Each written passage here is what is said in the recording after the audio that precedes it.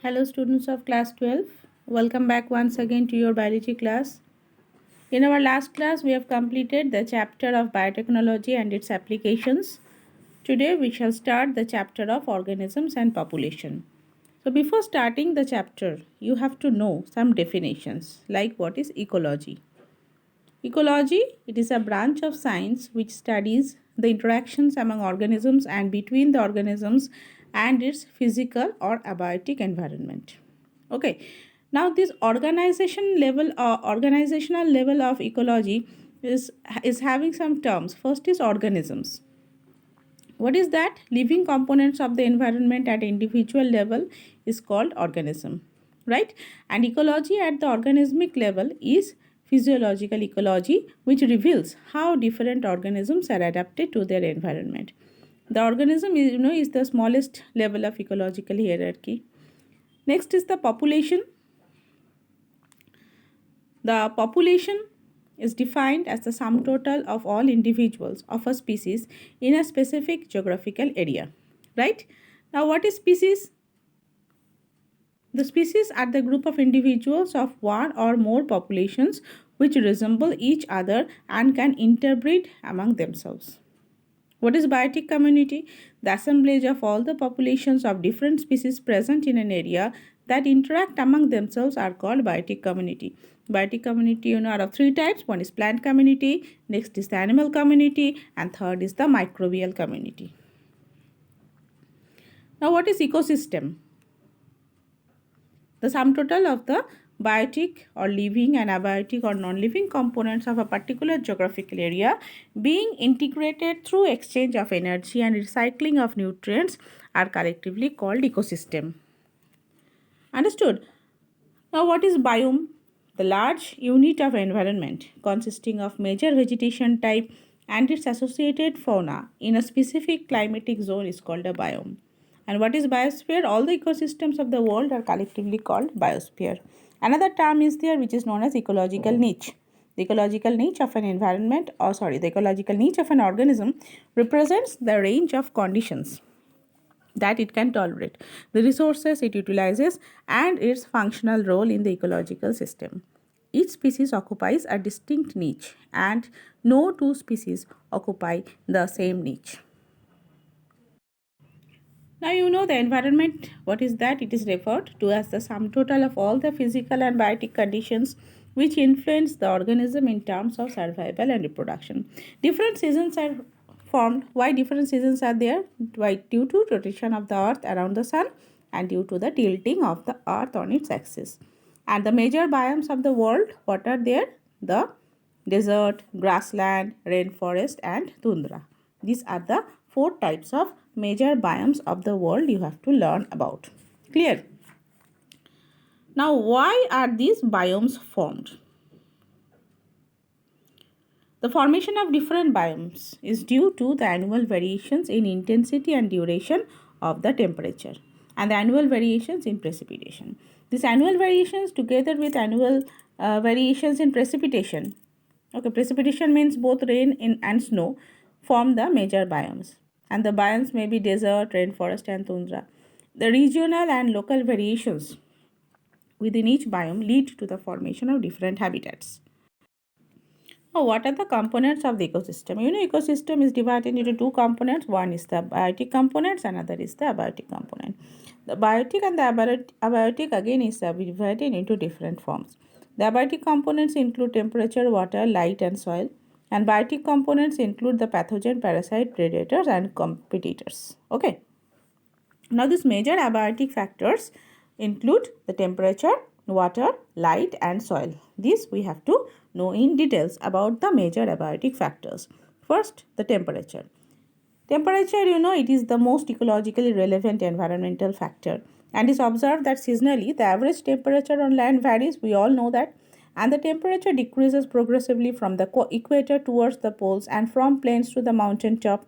And the range of the temperature varies from sub-zero levels in the polar areas to greater than 50 degrees Celsius at high altitude in the tropical desert in the summers. And the temperatures can affect the kinetics of enzymes and through it the basal metabolism and other physiological functions of the organism is also affected.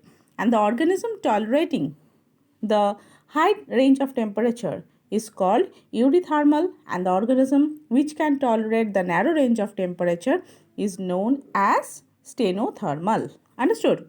Next abiotic factor is the water. We know it's very important factor as life is unsustainable without water. And the amount of water in an environment determines the productivity and distribution of plants. For aquatic habitat, the quality of water becomes important, like the pH value, salinity, and temperature of water. And the organisms who can tolerate the wide range of salinities are known as euryhaline, and the organisms that tolerate only narrow range of salinities are called stenohaline organisms. Next factor is the light. Light is important. Why? Because autotrophs make food with the help of light by the process of photosynthesis, and oxygen is evolved during the process. And the small plants like the herbs and the shrubs can perform photosynthesis under very low light conditions as they are overshadowed by the tall trees. The plants depend on sunlight to meet their photoperiodic requirement for flowering. And for many animals, light is also important. Why? Because they use the diurnal and seasonal variations in light intensity and duration, which is known as the photoperiod, right? As cues for timing the foraging, reproductive, and migratory activities. Next point is about the soil. The nature and the properties of the soil varies with different places, and the nature and the properties of soil depend on different factors like climate and weathering process also. The soil composition, grain size, and aggregation, it determine the percolation and water holding capacity of the soil. The vegetation in an area is also determined by some soil parameters like the pH, mineral composition, and topography. Okay.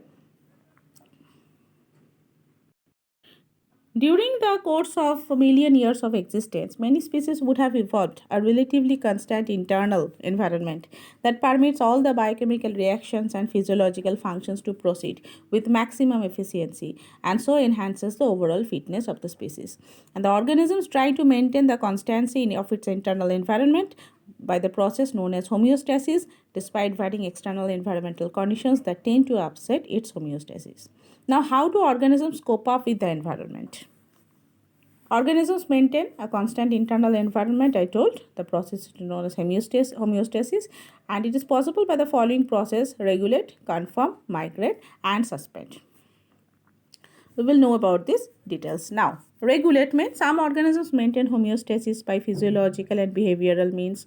All birds and mammals and few lower vertebrate and invertebrate species maintain homeostasis by thermoregulation and osmoregulation. And the success of the mammals is largely due to the ability to maintain a constant body temperature. And in summers, when outside temperature is more than our body temperature, what we do? We sweat profusely, and the resulting evaporative cooling brings down the temperature of the body, right? So our body can perform the process of homeostasis. So internal environment is maintained. In winter, what happens? The temperature is lower and we shiver. Due to shivering, what happens? It's a kind of exercise that produces the heat and raises the body temperature.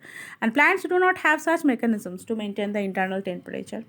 Next is conform. Majority of the animals and nearly all plants cannot maintain a constant internal environment. Their body temperature is determined by ambient temperature.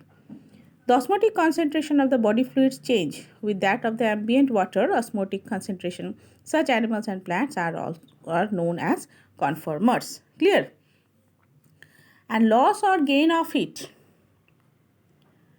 it is a function of the surface area. The small animals have larger surface area relative to their volume, and they lose their body heat very fast in low temperature, so they expend energy to generate heat through metabolism for adjusting. Therefore, very small animals are rarely found in the polar regions. Next is migration. The temporary movement of the organisms from the stressful habit to a more hospitable area and return when favorable conditions reappear is called migration. Long distance migration is very common in birds. In winter, what happens? The famous Keoladeo National Park in Bharatpur in Rajasthan host thousands of migratory birds coming from Siberia and other extremely cold northern regions. So we can find different types of birds in India during this winter season. Next is the suspend. Some bacteria, fungi, and lower plants under unfavorable conditions slow down metabolic rate and form a thick walled spore to overcome the stressful condition. These spores germinate under the onset of the suitable environment. And the animals that fail to migrate might avoid the stress by escaping in time. Example, bear goes into hibernation during winter, we all know. Snail and fish go to estivation to avoid summer, that also we know. Zooplanktons under unfavorable conditions enter diapause. What is that? It is a stage of suspended development. Clear? So you have to give some examples of these organisms who are performing the diapause, estivation and hibernation, and you have to know the definition of each. Next we come to the adaptations. What is adaptation? Any morphological, physiological and behavioral attribute of the organism that enables it to survive and reproduce in its habitat is called adaptation. Over a long period of time, many adaptations have evolved and are incorporated in the gene, thus becoming heritable. Now we have to know the adaptation of different organisms. First, adaptation in kangaroo rat. What is the scientific name of kangaroo rat? Dipodomys merriami. The kangaroo rat, it is found in North American deserts. It is capable to meet its internal water requirement by oxidation of fat, where water is a byproduct. And it has the ability to concentrate its urine for minimum loss of water through excretory product. It prevents water loss by living in burrows during the day, and solidification of feces takes place so that water loss is prevented, and nasal counter current mechanism to retrieve moisture from air being exhaled out. So they have to withstand this desert, they have to withstand the hot, so that their body should be adapted so that they don't lose any drop of extra water from their body. Next is adaptation in desert plants. Desert plants, they have thick waxy coating on leaves called cuticle for minimum loss of water through transpiration. They have special photosynthetic pathway, we say CAM, that enables the minimum loss of water during daytime, because during that time the stomata remain closed. Some desert plants develop spines instead of leaves, and photosynthetic function is carried out by their flattened stem. And stomata are arranged in this type of plants in deep pits to minimize loss of water by the process of transpiration. Adaptation in mammals in the cold climate. Mammals, they have shorter ears and limbs. Why? To minimize the heat loss. This is called Allen's rule. The seals are the aquatic mammals. They have a very thick layer of fat, which is known as blubber, below their skin. What is the function of it? It acts as insulator and reduces the excessive loss of body heat, right?